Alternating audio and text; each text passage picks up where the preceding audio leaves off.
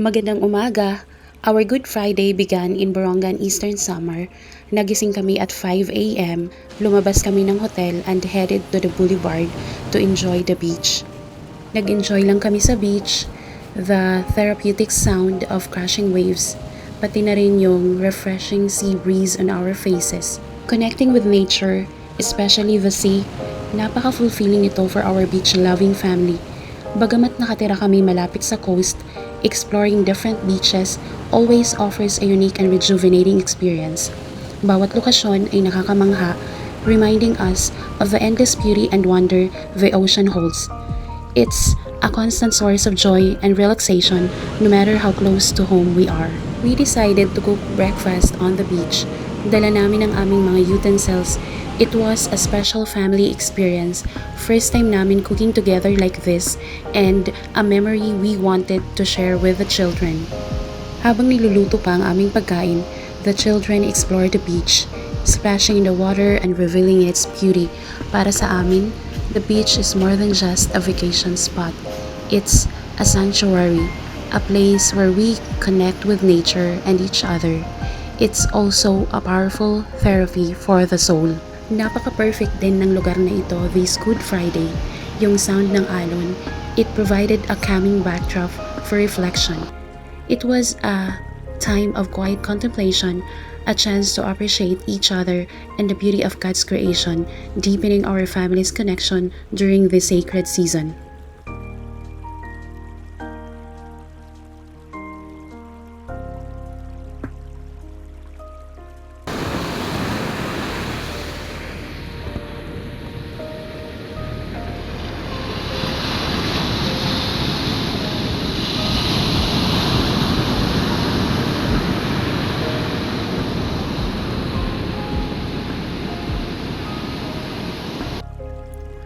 Bago ang experience na to para sa amin, pero nakakatuwa.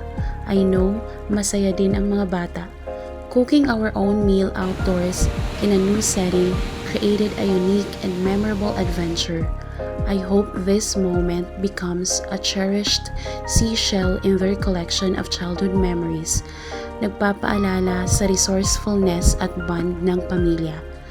The closed restaurants during Holy Week underscored the resourcefulness of preparing our own food, a valuable lesson in adaptability and self-reliance.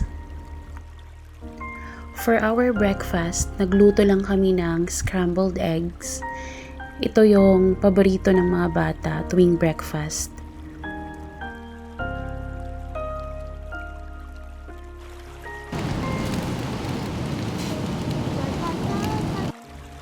Nagdala din kami ng Korean noodles. Dalawang magkaibang flavors to pero pinagsama na rin namin.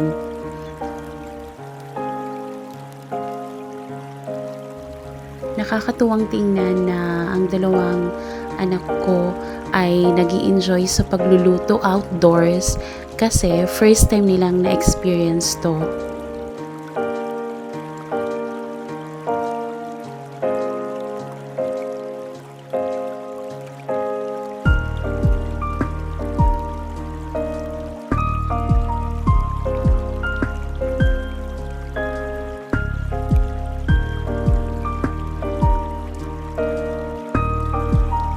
Ready na ang breakfast namin, guys. A simple meal made extraordinary by its setting. The serene beauty of the beach. It was more than just sustenance.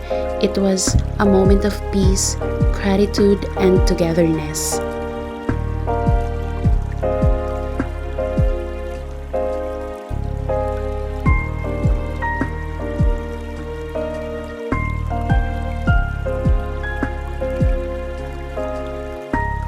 Pabiyahe na kami pauwi, guys. Sa una nga pala naming vlog, ipinakita namin doon na dito kami sa Borongan dinala ng visit iglesia namin. Our journey home to Catarman from Borongan took over 7 hours. The long drive sparked hunger pangs, kaya huminto kami sa roadside at nagluto uli ng meal namin. A continuation of our beachside culinary adventure. Hanggang sa muli, have a blessed Holy Week, guys!